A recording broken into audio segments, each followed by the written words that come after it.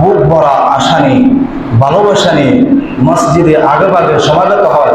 খতিব সাহেব আলোচনা করবে, কিছু আমল শিখব।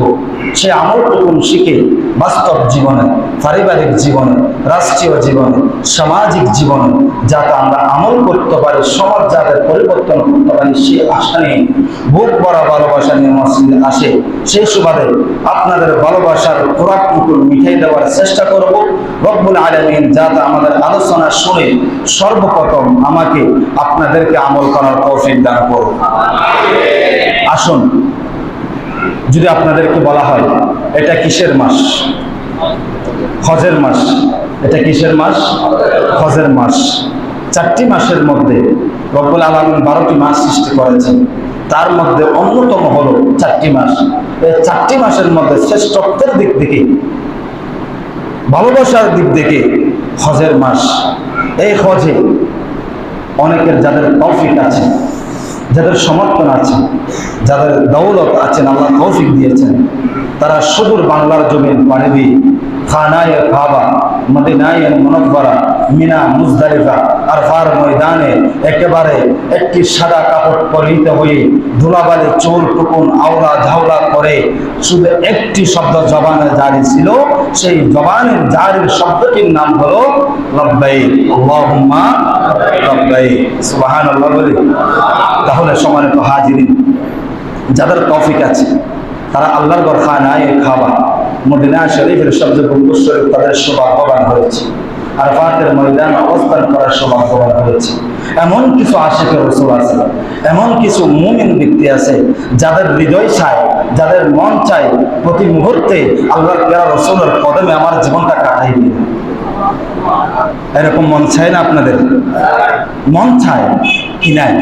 তৌফিক নাই, ক্ষমতা নাই, শক্তি নাই। এই সমস্ত যারা অভাব, গরিব, অসহায়, এই যখন হজের কথা যখন আল্লাহর পেয়ারা রাসূল সাহাবায়ে কেরামদেরকে মসজিদে নববী শরীফের মধ্যে যখন তালিম দিচ্ছেন, যখন খানায়ে কাবার ফজিলতের কথা বললেন, মদিনায়ে মুনাওয়ারার ফজিলতের কথা বললেন, তখন কিছু কিছু সাহাবী অনেক আনন্দে উল্লাসিত হয়েছেন। আর কিছু কিছু গরিব সাহাবী দুই চোখের পানি ফেলে রাসূল পাকের দরবারের দিকে তাকিয়ে আছে। সুবহানাল্লাহ বলি। তখন আল্লাহর প্যারা রাসূল বললেন, ও আমার সাহাবায়ে কেরাম, তোমাদের মন ছোট কেন? তোমার নবী হলো শ্রেষ্ঠ নবী, তোমার নবীকে দান করা হয়েছে শ্রেষ্ঠ কোরআনুল কারীম, তোমরা হলো শ্রেষ্ঠ নবীর শ্রেষ্ঠ উম্মত, তোমরা হলো শ্রেষ্ঠ সাহাবী, তোমাদের চোখে পানি কেন? তোমাদের চোখে আনন্দ থাকার কথা। তখন আল্লাহর প্যারা রাসূলের দরবারে আরজি পেশ করলেন, ইয়া রাসূলুল্লাহ, আপনি যে খানায়ে কাবার ফজিলতের কথা বললেন, মদিনায়ে মুনাওয়ারার কথা বললেন, আরফাতের ময়দানে অবস্থান করলেন, জীবনের গুনাহ মাফ হয়ে যায়, সে কথা যখন বললেন, ইয়া রাসূলুল্লাহ, আমার তো মন চাই মদিনা শরীফ যেতে, আমার তো মন চাই খানায়ে কাবায় যেতে, আমার তো মন চাই আরফার ময়দান অবস্থান করতে ধুলাবালি নিয়ে, ইয়া রাসূলুল্লাহ তৌফিক দেন। সুবহানাল্লাহ। এই কথা যখন বললেন তখন আমার মুস্তাফা বললেন, উম্মতরে, চিন্তার কোনো কারণ নাই, চিন্তার কোনো কারণ নাই। এমন কিছু আমলের কথা তোমাদেরকে বলবো যে আমল করলে তোমরা হজে যেতে হবে না, মদিনায়ে মুনাওয়ারায় যেতে হবে না, তোমাদের তৌফিক নাই আরফাতের ময়দানে যাওয়ার। ও আমার সাহাবায়ে কেরাম, তোমরা শুনে রাখো, এমন কিছু আমার গরিব সাহাবীদের জন্য আমল আছে যে আমলের কারণে তারা কষ্ট করে লক্ষ কোটি টাকা খরচ করে খানায়ে কাবায় গিয়েছেন, মদিনায়ে মুনাওয়ারায় গিয়েছেন। তাদের আমল নামায় যে সওয়াবটুকু আমার আল্লাহ দান করবেন, তোমাদের মাঝে যদি এই আমলটুকু প্রচলন থাকে, আমি মুস্তাফা তোমাদের জন্য সার্টিফিকেট দিয়ে গেলাম, তোমরা কিয়ামতের ময়দানে ওই হাজী সাহাবানদের পক্ষ হয়ে তোমরা হাশরের ময়দানে উঠতে পারবে। আরো জোরে বলি। সেই মুহূর্তে একথা যখন বললেন, হযরত আনাস রাদিয়াল্লাহু তাআলা আনহু, মুসলিম শরীফের বর্ণনায় আনাস বললেন, ইয়া রাসূলুল্লাহ, ইয়া হাবিবাল্লাহ, আমি আনাস 1 বছর নয়, 2 বছর নয়, 3 বছর নয়, আমি আনাস লাগাতার আপনার রাসূলের 10টি বছরের খেদমত করেছি। ইয়া রাসূলুল্লাহ, পৃথিবী যখন ধ্বংস হয়ে যাবে, কুল কায়নাত যখন কুল্লু মান আলাইহা ফান করে দিবেন রব্বুল আলামিন, কিয়ামতের ময়দান কায়েম হবে। ওই কিয়ামতের ময়দানে সমস্ত নবীদের উম্মতের কাতার হবে 120 কাতার। কয় কাতার? মনে রাখবেন আলোচনা। 120 কাতার হবে। আনাস বললেন, ইয়া রাসূলুল্লাহ, আপনার উম্মতের কাতার হবে 80 কাতার।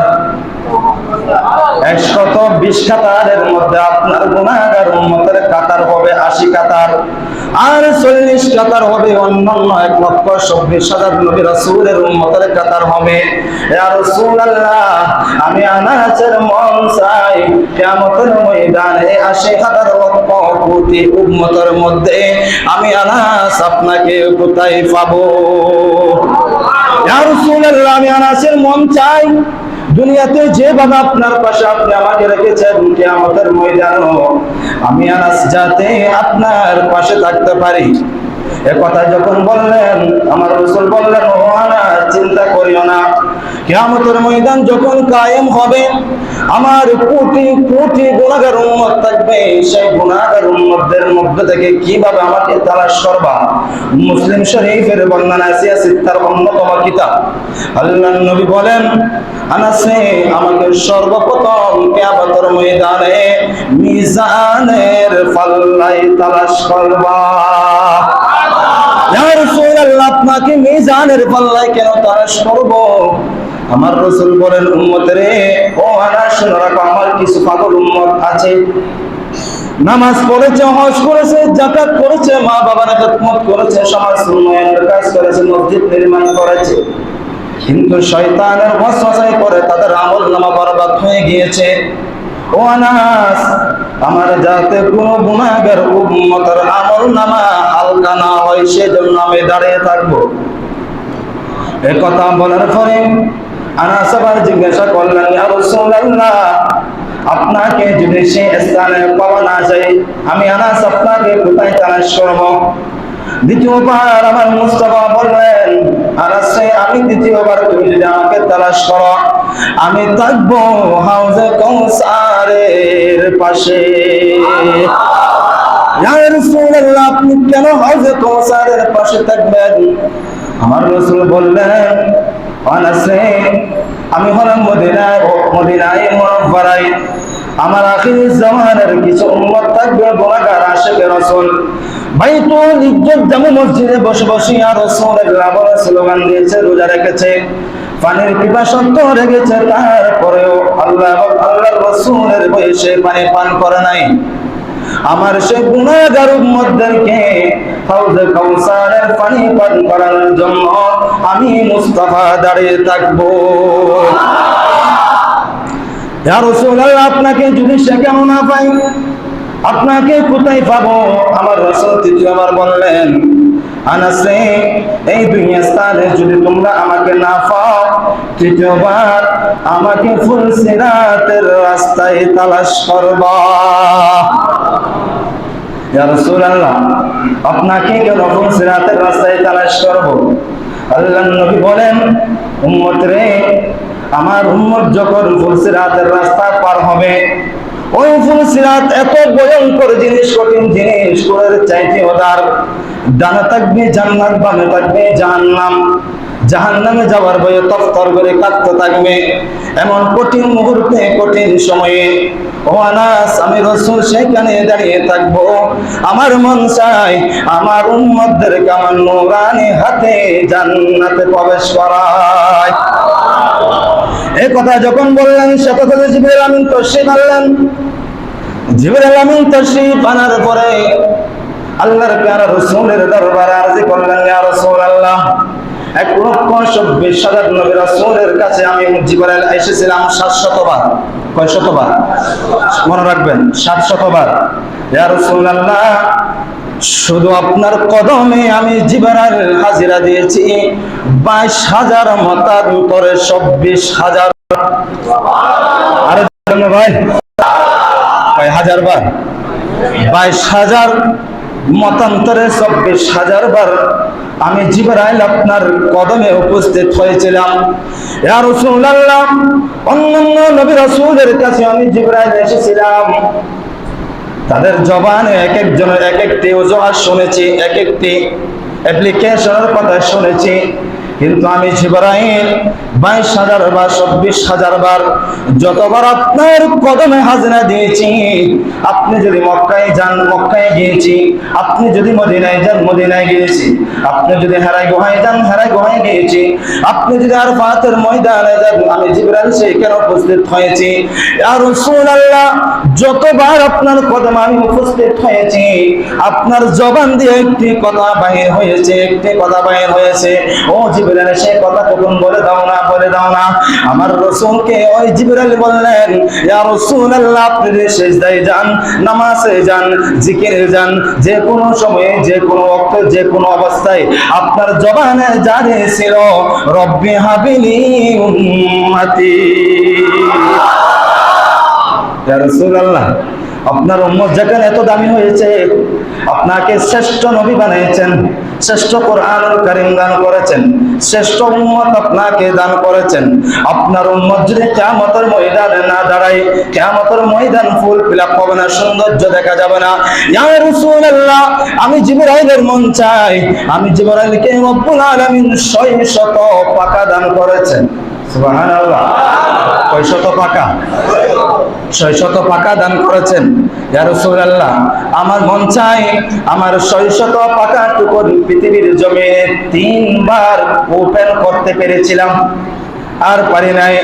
ইয়া রাসূলুল্লাহ, আমি জিবরাইলের মন চাই কিয়ামতের ময়দান যখন কায়েম হবে, আমি জিবরাইলের ইচ্ছা করছে আমার 600 নূরানি ডানা টুকরো বিছাই দেয়া আপনার কোটি কোটি উম্মতদেরকে আমি জিবরাইলের ডানার মধ্যে তুলে ফুল সিরাতের রাস্তা আমি জিবরাইল পার করাইয়ে দেব। সেই জিবরাইল ফাঁকা দিয়ে যদি আমরা ফুল সিরাতের রাস্তায় পার হতে যাই, রব্বুল আলামিন কালামে ভাষায় বলেছেন, সূরা কাহফ শরীফের 16তম পারা 2 নম্বর পৃষ্ঠা একেবারে শেষে আল্লাহ বলেন, ইন্নাল্লাযীনা আমানু, নিশ্চয় যারা ঈমানদার ঈমান আনেছে, ওয়া আমিলুস সালিহাতি, ভালো কাজ করবে, উত্তম আমল করবে, কানাত লাহুম জান্নাতুল ফিরদাউস নুজুলা, আমি আল্লাহ তাদের জন্য সার্টিফিকেট দিলাম জান্নাতুল ফিরদাউস। আমি আল্লাহ 8টি জান্নাত বানাইলাম, তার মধ্যে একেবারে টপ ক্লাসের জান্নাত হলো জান্নাতুল ফিরদাউস। এই জান্নাতুল ফিরদাউস আমি আল্লাহ আমার বান্দাদেরকে দান করব। আল্লাহ কোন আমল করলে আপনি জান্নাতুল ফিরদাউস দান করবেন? আল্লাহ বলেন, ওয়া আমিলুস সালিহাত, ভালো আমল করলে, উত্তম আমল করলে, নিয়ত পরিশুদ্ধ করে যখন উত্তম আমল করবা, আমি আল্লাহ তোমাদেরকে জান্নাতুল ফিরদাউস দান করব। আল্লাহকে যদি বলা হয়, আল্লাহ আপনি জান্নাতুল ফিরদাউস কতদিনের জন্য দান করবেন? আপনি তো আমাদেরকে হায়াত দিয়েছেন পৃথিবীর জমিনে 60 বছর, 70 বছর, 100 বছরের মধ্যে আমাদের জীবন চলে যায়। বাবার আগে সন্তান চলে যায়, সন্তানের আগে বাবা চলে যায়, আসার একটা সিরিয়াল আছে, যাওয়ার কোনো সিরিয়াল নাই। যে মুহূর্তে আল্লাহ ডাক দেবেন, ইদা জাআজাহুম লা ইস্তাখিরুনা সাআতাও ওয়া লা ইস্তাকদিমুন, বান্দা আমি আল্লাহ তোমাদেরকে যে মুহূর্তে ডাক দেব, সাথে সাথে তোমাদেরকে প্রস্তুতি গ্রহণ করো বা না করো। আমি আল্লাহ ডাক দিয়েছি ইদা জা, আমি যখন ডাক দেব সাথে সাথে আমি আল্লাহর কাছে তোমাদের চলে আসতে হবে। সুবহানাল্লাহ বলেন না? তাহলে আমরা যখন চলে যাব, আল্লাহর নবী বলেন, উম্মতেরে তোমরা যখন চলে যাবা ওই জান্নাতের মধ্যে, আল্লাহ বলতে লাগলেন 60 বছর নয়, 70 বছর নয়, 100 বছর নয়, আল্লাহ কতদিন লাগবেন? খালিদিনা ফিহা আবাদা। ঢোকার সময় স্থান আছে, ঢোকার সময় সময় আছে, কিন্তু বাহির হওয়ার কোনো সুযোগ নাই। সুবহানাল্লাহ, খালিদিনা ফিহা আবাদা, ঢোকার শুরু আছে, বাহির হওয়ার শেষের কোনো সুযোগ নাই। আবাদুল্লাহ বা সেখানে বসবাস করবা। আর সেই জান্নাতুল ফিরদাউসে যদি আমরা যেতে চাই, জিলহজ শরীফ চলে যাচ্ছে, আমাদের মাছ থেকে বিদায় নিয়ে যাচ্ছে। ভাইরা আমার, জিলহজ মাস বিদায় নিচ্ছে, তারা হায়াতের বাজার শেষ হয়ে যাচ্ছে, ঠিক কিনা? হায়াতের বাজার চলে যাচ্ছে। বৃদ্ধ বাবাদের যারা আছেন তারা চিন্তায় ভরে গেছে, হায়াত তো শেষ, জীবন তো কাটাই ফেললাম, কতটুকু আমল করেছি জানি না, কবরের মধ্যে কি জবাব দেব জানি না। মসজিদের কোনায় বসে বসে 200 করে পানি ফেলে ফেলে শুধু আল্লাহর কাছে জিকির করে, আল্লাহ রে, এই জীবনে কত অন্যায় করেছি, কত পাপ করেছি, কত গুনাহ করেছি। আল্লাহ তোমার কাছে ক্ষমা চাই, আল্লাহ তুমি ক্ষমা করে দাও না। সুবহানাল্লাহ। এইভাবে আমার মুরব্বীরা সেভাবে আল্লাহর দরবারে আরজি পেশ করে। এইভাবে যখন জিলহজ মাস চলে যাচ্ছে, যখন গরিব সাহাবীরা, গরিব উম্মতের মন ছোট হয়ে যায়, যাদের তৌফিক আছে তারা খানায়ে কাবায় গিয়েছে, যাদের তৌফিক আছে মিনা মুজদালিফায় গিয়েছে, যাদের তৌফিক আছে আরাফাতের ময়দান উপস্থিত হয়েছে, যাদের তৌফিক আছে তারা রাসূলুল্লাহর দরবারে গিয়ে সবজ গুম্বিজ শরীফ দেখে দেখে ইয়া রাসূলুল্লাহ বলে বলে স্লোগান দিয়েছে। আল্লাহ আমাদেরকে তো তৌফিক নাই, আমাদের মন চাই মদিনায় মুনাওয়ারায় যেতে, আরাফাতের ময়দানে যেতে। আমরা কিভাবে যাব? যাওয়ার তো তৌফিক নাই। এমন কোন আমল করলে ওই হজর সওয়াব পাবো, ওই উমরার সওয়াব পাবো? আল্লাহর নবী বলেন পৃথিবীর জমিনে 4 প্রকার মানুষ সৃষ্টি করলেন। কয় প্রকার? 4 প্রকার মানুষ সৃষ্টি করলেন।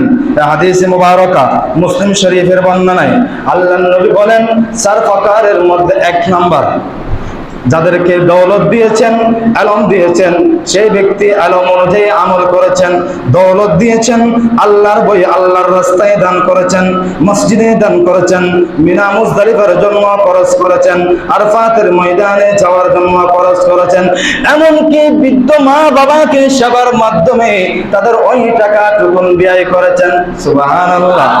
ওই ব্যক্তি আলম অনুযায়ী আমল করেছেন। আল্লাহ বলেন ওই ব্যক্তি হলো আমি আল্লাহর কাছে সর্বশ্রেষ্ঠ মানব, সর্বশ্রেষ্ঠ ব্যক্তি। দ্বিতীয় প্রকারের ব্যক্তি, তাদেরকে আল্লাহ আলম দান করেছেন, দৌলত দান করে নাই। ওই ব্যক্তির মন চাই আল্লাহ আপনি যদি আমাকে দৌলত দান করেন, আমি মসজিদে 500 টাকা দান করব, আমি মসজিদে 1টি টাকা দান করব, আমার মাকে হজে পাঠাবো, আমার বাবাকে হজে পাঠাবো, আমি একটি মাদ্রাসা নির্মাণ করে দেব। এইভাবে নিয়ত করার পরে আল্লাহ বলেন ও বান্দা তোমাকে আলম দিয়েছি, দৌলত দিয়ে নাই। তোমার যেহেতু নিয়ত ঠিক আছে, ইন্নামাল আমালু বিন্নিয়াত, তোমার নিয়ত যখন পরিশুদ্ধ হয়েছে, আখলিস দীনাকা ইয়াকফিকা, আমালুল কলিল, অল্প আমলে যথেষ্ট, যদি তোমার কাছে তাকওয়া এবং ইখলাস থাকে। তখন প্রথম ব্যক্তি, দ্বিতীয় ব্যক্তির স্থান হলো আল্লাহর কাছে সর্বশ্রেষ্ঠ ব্যক্তি।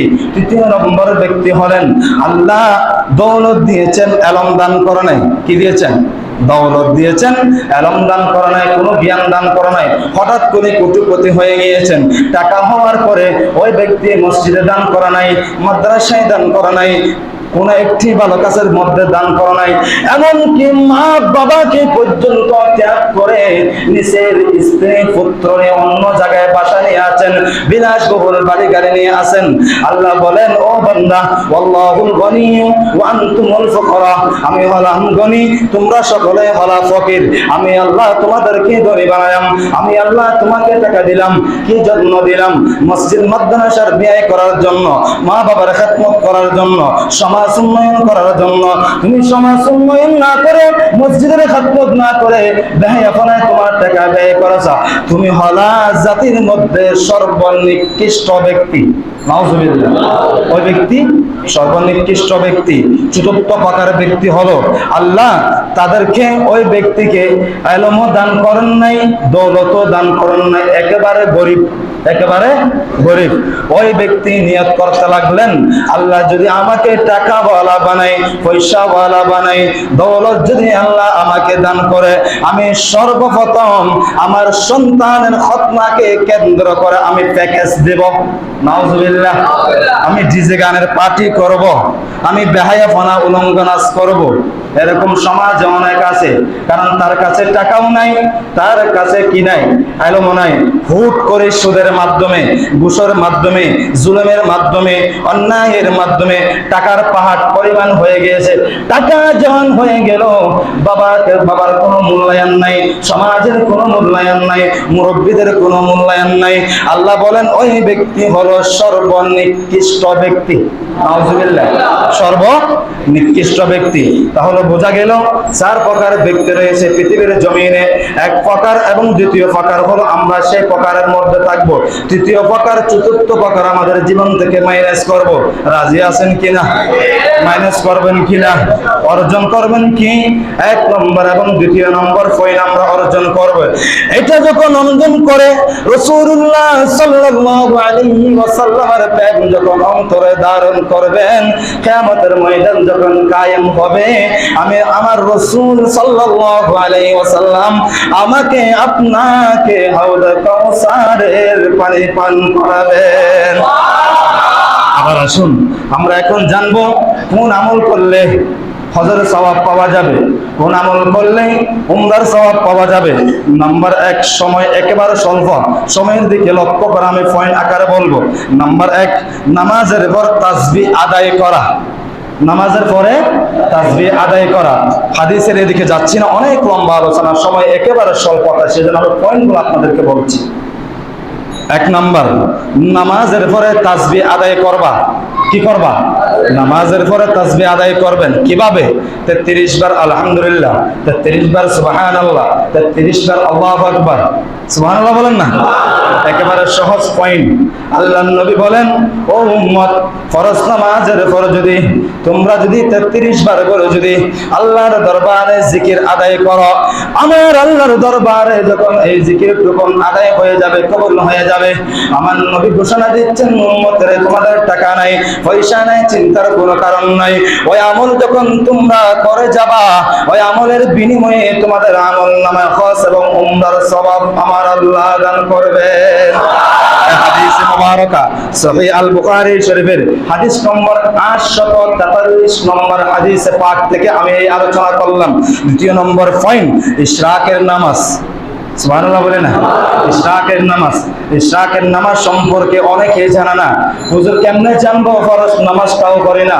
ফজর গেলে ঘুমে, দুপুর গেলে হেলায় দোলায়, আসর গেলে ব্যস্ততায়, মাগরিব গেল সংসারে, ঈশা গেল বন্ধুদের আড্ডায়। আছে না এরকম? এখন হুজুর 5 ওয়াক্ত নামাজ পড়ি না, ইশরাকের নামাজ কোথায় পড়বো? প্রিয় ভাইয়েরা, বলতে চাইছিলাম 5 ওয়াক্ত ফরজ নামাজের পাশাপাশি যদি আমরা ফরজ নামাজ আদায় করে ফজরের নামাজ, শর্ত হলো ফজরের নামাজ জামাতে আদায় করব। আদায় করার পরে আল্লাহর ঘর মসজিদে বসে বসে আল্লাহর জিকির করব।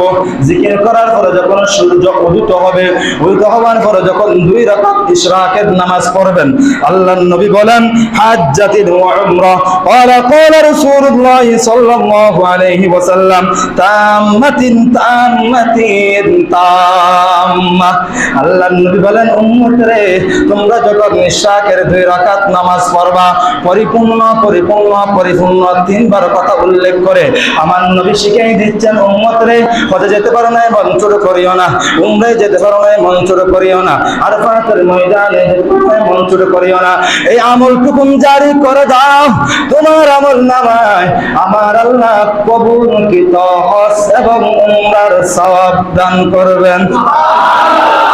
আসুন আবার 3 নম্বর পয়েন্ট হলো শাস্তের নামাজের উদ্দেশ্যে মসজিদে যাওয়া। শাস্তের নামাজের কথা কি বলবো? শাস্তের নামাজ তো দূরের কথা, ফরজ নামাজ পর্যন্ত আমাদের জীবন থেকে কত ওয়াক্ত চলে গিয়েছে কোনো হিসাব নাই। আল্লাহ হেফাজত করুক।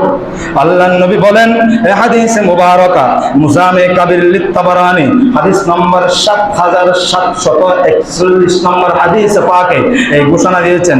আল্লাহর নবী বলেন, কোন উম্মত যদি ওয়ামান খারাজা ইলা তাসবিহিদ দুহা লা ইয়ানসিবু ইল্লা ইয়াহু ফাজরুহু কাআজরিল মুতামির, যে ব্যক্তি শাস্তের নামাজের আদায়ের উদ্দেশ্যে কষ্ট করে মসজিদে যায়, ওই ব্যক্তি যখন 2 রাকাত শাস্তের নামাজ আদায় করে, আমার রাসূল বলেন, ফাজরুহু কাআজরিল মুতামির, কবুলকৃত হজ এবং উমরার সওয়াব আমার আল্লাহ দান করবেন। নাম্বার 4 পয়েন্ট, ফরজ নামাজের উদ্দেশ্যে উজু করে মসজিদে যাওয়া। প্রিয় ভাইয়েরা, কষ্ট নেবেন না। আল হাক্কুমুর হক তিতা, পরবর্তীতে মিষ্টি। এখন অনেক মুসল্লি আছে মসজিদে উজু করব, অথচ তার কাছে বড় উজু করার ব্যবস্থা আছে। আল্লাহর নবী বলেন, কষ্ট করে যখন তোমার বাসস্থানে উজু করবা, উজু করে যখন বাইর হবা, নিয়ত করবা আমি ফরজ নামাজ আদায়ের উদ্দেশ্যে বাইর হয়েছে। সেই প্রতি মুহূর্তে যদি জালুম লা ইস্তাখিরুনা সাআতাও ওয়া লা ইস্তাকদিমুন, মালাকুল মউত যদি উপস্থিত হয়ে যায়, সেই মুহূর্তে যদি আপনার শরীর থেকে রূহ যদি চলে যায়, আল্লাহর নবী বলেন, উম্মত রে চিন্তা করিও না, তোমাকে আমার আল্লাহ শাহাদাতের মর্যাদা দান করবে।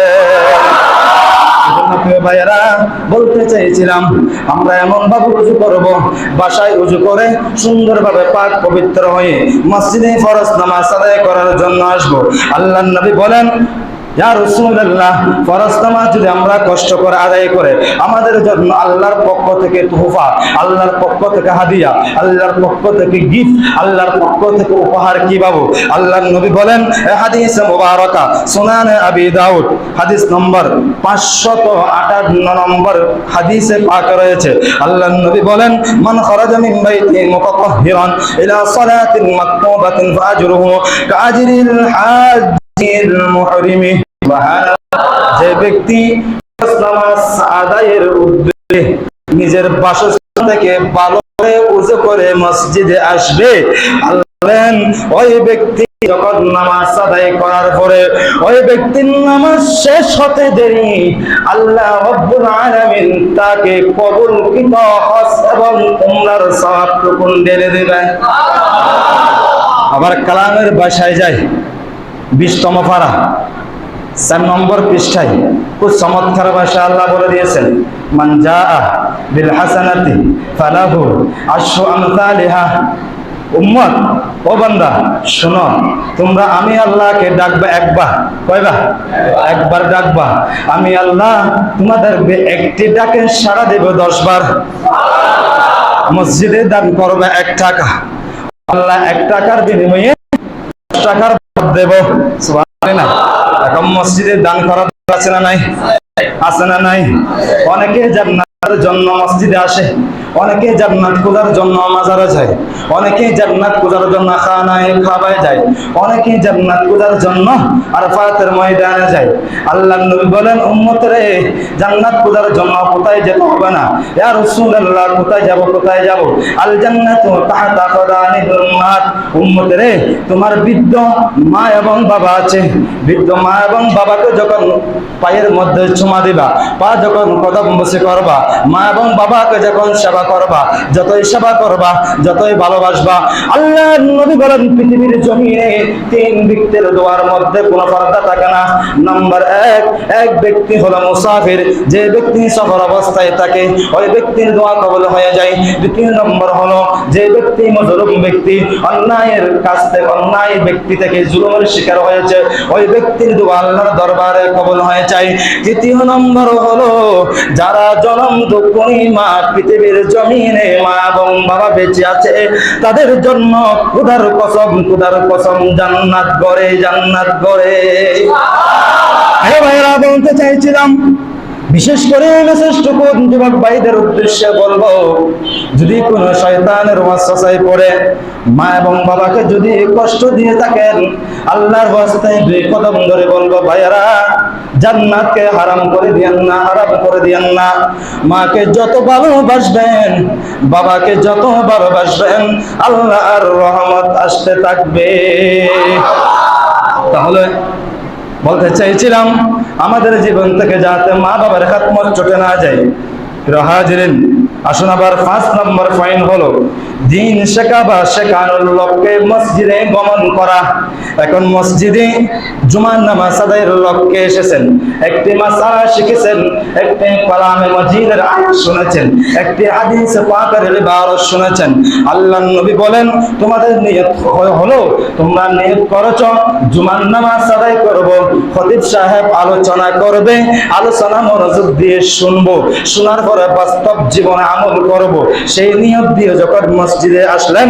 আল্লাহর নবী বলেন, উম্মত চিন্তা করিও না, চিন্তা করিও না, তোমার আমলনামায় সে দ্বীন ইলম শিক্ষার কারণে, দ্বীন ইলম শিক্ষা দেওয়ার কারণে আমার আল্লাহ তোমাদেরকে একটি হজ, একটি উমরার সওয়াব দান করবেন।